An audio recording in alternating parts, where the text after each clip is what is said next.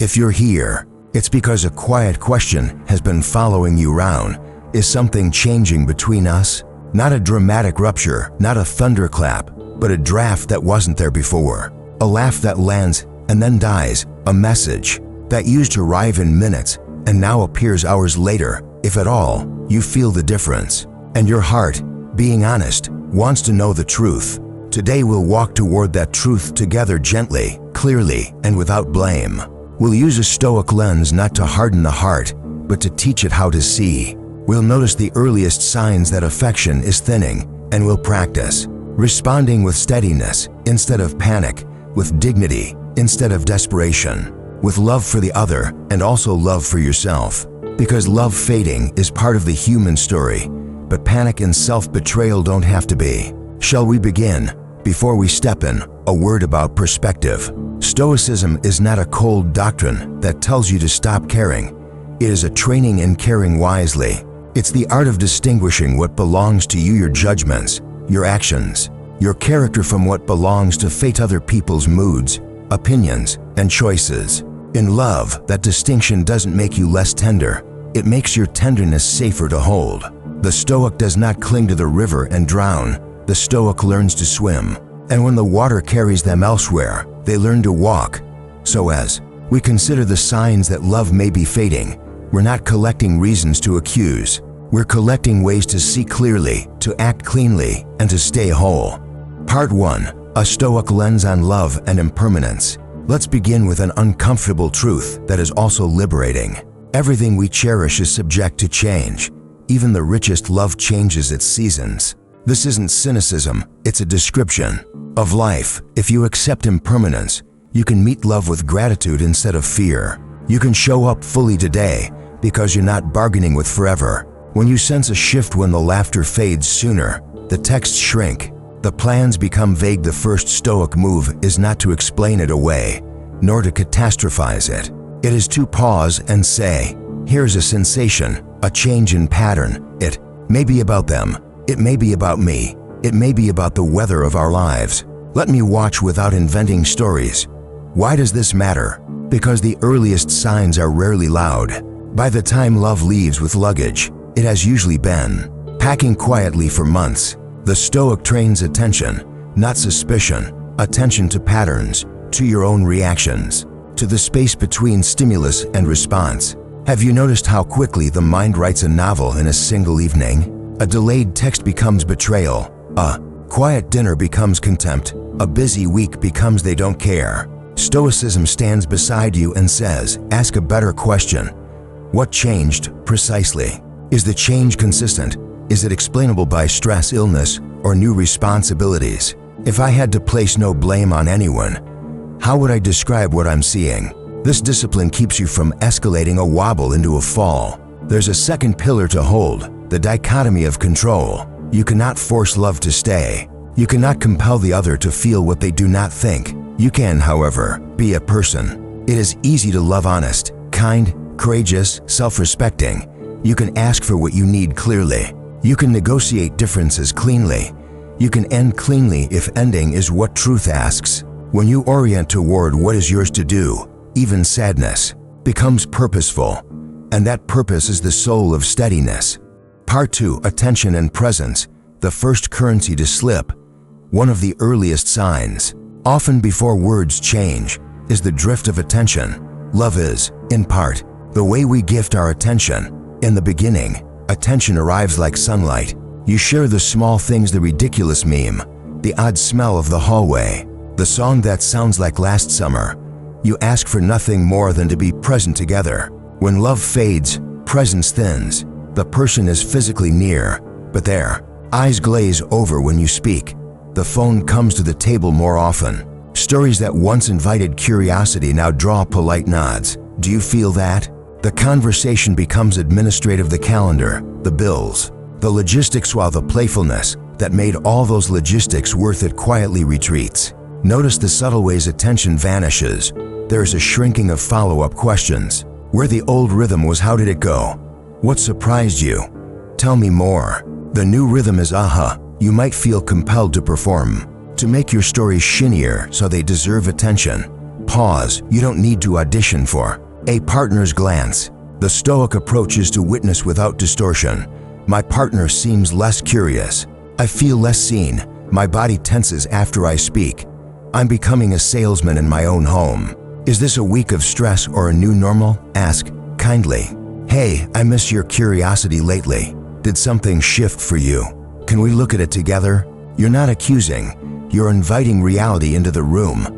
Presence also fades in timekeeping. People in love tend to protect small rituals, a good night text, a weekend breakfast, a brief call after work. When those rituals become negotiable, notice the emotion after the cancellation. Is it clean disappointment followed by an honest reschedule? Or is there a dullness that says the ritual is no longer alive to them? Again, do not rush to judge. Life is life. But your nervous system notices patterns before your mind admits them. Don't gaslight yourself. The body often knows. A Stoic practice here is the attention audit. Without dramatization, look back at the week. How many minutes of intentional attention did we gift each other? Not doom scrolling side by side. Not half listening while emails fly, real attention. If the number startles you, let the data do its work. Invite a change. If the change doesn't come, accept the information. Truth is a friend, even when it brings an ache. Part 3. Words, silence, and the music of conflict. Another early sign lives in the way conflict changes its music. Healthy couples don't avoid conflict. They learn how to fight clean. They disagree without cruelty. They apologize without theater. And they keep contempt out of the room. When love thins, conflict turns sharp or slippery. Sharp, as in cutting, sarcastic, dismissive. Slippery, as in evasive, avoidant, foggy. Which one are you sensing? Sharpness shows up as little stings that rive wrapped in humor. The joke is at your expense, and you're expected to laugh. You're too sensitive if you don't. Or the complaints arrive as global verdicts instead of specific requests, not, could you help with the dishes tonight? But you never help with anything. The Stoic practice is to translate verdicts into requests and to refuse the invitation into drama. I hear you're overwhelmed. What do you want to be different tonight? This doesn't guarantee a loving answer, but it keeps you grounded in what you control. Your clarity. Slipperiness is subtler. It's the non-fight, the unsent texts, the unanswered questions. But I'm just tired that lasts a month. Stonewalling used to be a rare emergency measure. Now it's standard. The schedule becomes the perfect shield. I'm slammed. I'll call later. Let's table this. You feel like you're pushing a heavy door that used to swing open. In this drain, the Stoic must be braver. Ask directly, are you avoiding this conversation because you're done? Because you're afraid to hurt me? Or because you don't yet know what you feel? Then stop talking. Let silence do its work. Sometimes loving someone means offering them the dignity of a real choice. Pay attention, too, to pronouns. We shrinks and I expands. You hear plans that don't include you, ideas that no longer assume your presence. I might try living in another city. I'm thinking I need more space.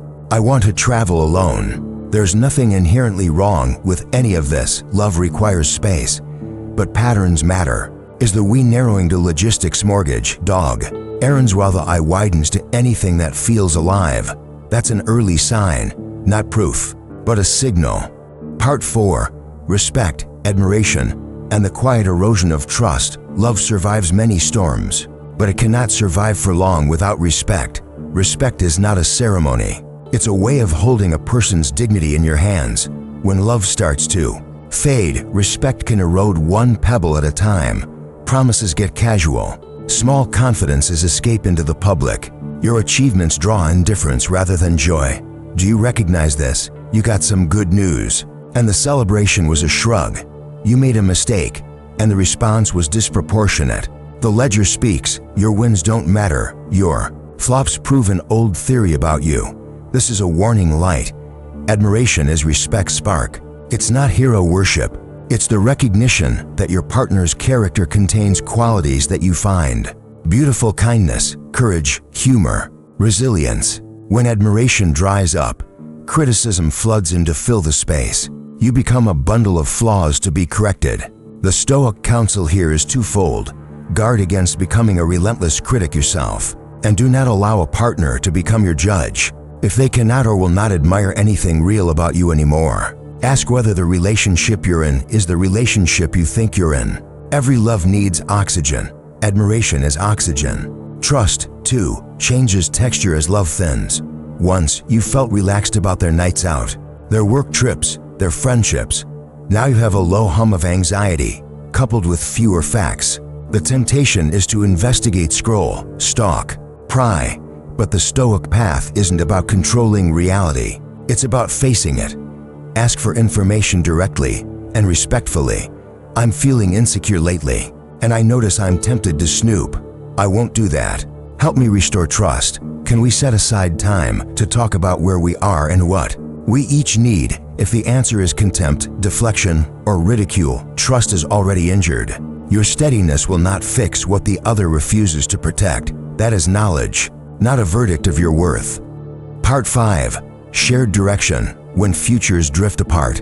In the beginning, love often feels like a shared project. Maybe you were building a home, traveling on weekends, dreaming about a move, talking about a baby, or plotting a career leap. The details change. The feeling is the same, to people pointing their energy in a roughly similar direction. When love fades, the project dissolves or fragments. You propose a plan, and your partner's eyes go distant. You ask about timing, and you get indefinite answers. Someday. Maybe, we'll see. You notice a subtle rebrand of your shared future into a collection of placeholders. Stoicism asks you to honor reality without punishing it. People change. Values evolve. Dreams shed their skins. You are not wrong for wanting what you want. Your partner is not wrong for wanting something else. The suffering comes from pretending the difference is small when it is central. Are you feeling a mismatch in pace or principle? Pace is timing. You're eager to commit. They want to drift. Principle is value. You want a family. They want freedom. You want stability. They want adventure. Mismatch in pace can be negotiated. Mismatch in principle is often a gentle ending disguised as a long argument. So how do you discern? Do the conversation that hurts and heals. If we met today, not with our history but as we are now, would we be a yes to each other's future? Sit with the answer. A Stoic does not ask for guarantees. A Stoic asks for clarity. If the shared project is gone, pretending is a form of theft of your time, of theirs, of the life that could flourish elsewhere. It's brave to admit a dream has retired. It's braver to exit with grace. Part 6. Touch, warmth, and the body's conversation. The body speaks before the mouth does. Warmth shows up as spontaneous affection, the quick squeeze on the shoulder as you pass, the leaning in during a movie, the unplanned kiss in the kitchen. When love thins, touch becomes scheduled or defensive. The embrace is shorter. The kiss is perfunctory. Sex, if it happens, feels like a duty done rather than a dance shared. Are there exceptions? Of course, stress, illness, trauma, medication. Grief, these can blur or deaden desire without saying anything about love. That's why the Stoic returns to patterns, not incidents, and to dialogue, not mind reading. Ask cleanly, without accusation. I feel more distance in our touch. I miss you. What do you notice? If your partner is startled but willing, tenderness can be rehabilitated. If they are hostile or indifferent to the topic itself, something deeper has already shifted. Do not enter the posture of the pleader or the seducer if your dignity protests. There's a difference between inviting closeness and begging for it. Stoic love refuses the bargains that cost your self-respect, and don't neglect the body's other conversation, your own. How does your chest feel when they arrive? Do you relax or brace? Does your laughter come freely, or do you calculate it? Do you mimic a lighter version of yourself to keep the peace? Your body is not an oracle, but it is a witness. Respect its testimony. If your shoulders have become a permanent shrug, attend to that before you draft a manifesto about the relationship. Often, the first cruelty we commit in love is against ourselves. We abandon our inner life to keep external peace. Stoic practice reverses this. Return to yourself so that if you stay as you. If you go as you. Part 7. Scorekeeping, boundaries, and the slow build of resentment. When love is alive, giving is playful. You do the dishes because you want to see them smile. They run the errand because they want to lighten your day. The moment giving becomes Accounting, an early sign is blinking. You start keeping score, silently at first. You replay old favors. You rehearse old slights. You say always and never more often. Beneath the math is an unmet need, often unspoken, and a boundary, often unclear. Stoicism is obsessed in the best way with clarity. Name the need. Do you need help, affirmation, companionship, novelty, or space? Ask for it in behavioral terms. Not be more supportive, but when I share a fear, could you stay with me for 3 minutes before offering solutions? Not, you never plan anything, but could you choose and book our next date? Clear requests reduce resentment. Vague demands ferment it. Boundaries are equally practical. They are not punishments. They are the conditions under which your love remains kind. I won't stay in a conversation if my dignity is insulted. If it happens, I'll pause and return later. I won't argue after midnight. We'll continue in the morning. If our agreements about honesty are broken, we'll involve a counselor or reevaluate. These aren't ultimatums. They're the guardrails that keep both of you from driving off a cliff. When love fades, boundaries become offensive to the person who wants all the benefits of a relationship without the responsibilities. That reaction is information, believe it. Resentment also grows from invisible contracts, the agreements you thought you had, but never stated aloud. You assumed you'd call each night. They assumed you wouldn't. You assumed monogamy meant X, they assumed Y. The early sign is a repeated disappointment that feels petty to mention, and yet won't go away. Mention it. A 3-minute awkward talk today prevents a 3-month Cold War tomorrow. The Stoic is willing to look silly for the sake of truth. Let's say you've noticed the drift in attention, the changes in speech, the thinness of touch, the erosion of respect, the future that no longer intertwines, and the quiet ledger of resentment. What now? You're standing at a fork. Panic or practice. Panic is a familiar road. It says, grasp tighter, send more texts, initiate more sex, buy a larger gift, run a faster argument, apologize for existing, become someone other than yourself to keep what is leaving. You already know where that road goes, further from yourself and no closer to the truth. Practice is quieter. It begins with self-regulation. Breathe in for 4, pause for 2, out for 6. Slow the body so the mind can choose. Then do a brief inventory. What is actually happening? Strip away interpretations. In the past 2 weeks, how often did we share undistracted time? In the past 2 conflicts, did we use cruel words? In the past month, did we speak of a shared future with energy or obligation? The data keeps you from bargaining with fog. Next, choose a conversation, not a courtroom. A conversation. Speak from observation and ownership. I notice less curiosity between us, and I feel lonely here. I find myself telling bigger stories to win your attention, and I don't like what that's making me. I love you.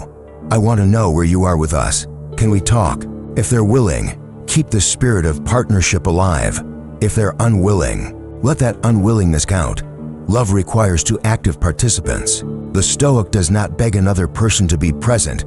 The Stoic invites and then reads the response. Parallel to this, take honest care of yourself. Continue meaningful routines. See friends who hold your truth. Move your body. Sleep. Journal. Not because any of this will magically fix the relationship, but because it will fix your relationship to yourself. When love feels like it might be leaving, your identity tries to follow. Don't let it. You are larger than any single role. At some point, a decision arrives. Stay and rebuild or release with honor. If you stay, make it a real stay. That means a plan, not a wish. Schedule a connection. Agree on conflict boundaries. Name the shared project, even if it's small. 1 month of weekly dates, to sessions with a counselor. 30 days of morning walks without phones. Measure, not to punish, but to see if love catches wind again. If it does, you'll feel it. Attention returns, admiration flickers, touch warms, we reappear. If it doesn't, you'll know you fought clean. If you release, release like a keeper of your own dignity. Do not burn the house to feel its warmth one last time. Do not rehearse the other's faults as a lullaby. Speak the truth like this. I wanted us, and we tried. The shape changed. I'm grateful for what was, sad for what won't be. and hopeful about what could be next for both of us. You're not pretending it doesn't hurt. You're refusing to make pain your identity. And remember, grief is not evidence that you made a mistake. Grief is evidence that you invested. The Stoic does not fear grief. The Stoic fears the slow self-erasure that comes from refusing to see. As we close, let me leave you with a simple image. Imagine that love is a garden you tend with someone you cherish. In the beginning, the soil is soft and everything grows quickly. Then seasons change. Some plants need pruning. Some die. Some perennials surprise you again and again. The Stoic is a good gardener. They do not scream at winter. They do not glue petals back on. They keep tending, water what wants to live, weed what chokes the roots, compost what must return to the earth. They know that the skill is theirs, even if this garden won't bloom again. And skill travels. If you are hearing the early signs that love is fading, you are not failing, you are perceiving. Treat that perception as a teacher. Ask for clarity rather than certainty. Practice steadiness rather than control. Tell the truth to yourself before you tell it to anyone else. Guard your dignity as if it were your address in the world, because it is. Speak to the other not from a courtroom, but from a hearth, warm, honest, and unafraid of silence. Will it hurt? Of course, but hurt is not the enemy. Confusion is. Panic is. Self-betrayal is. Let the pain move through a larger you, a truer you, the you that is capable of love precisely because you are not owned by it. Then, whether this story becomes a renewal or an ending, you will have gained something priceless, a steadier heart. Tonight, if you can, sit by a window, put your phone away, place a hand on your chest and another on your belly. Breathe 5 times, slowly. Whisper, even if you don't believe it yet, I will meet what is real with what is good in me. I will respond, not react. I will belong to myself, and I will love with open hands. Then sleep. The morning will bring what it brings, and you, practiced and patient, will be ready to see it.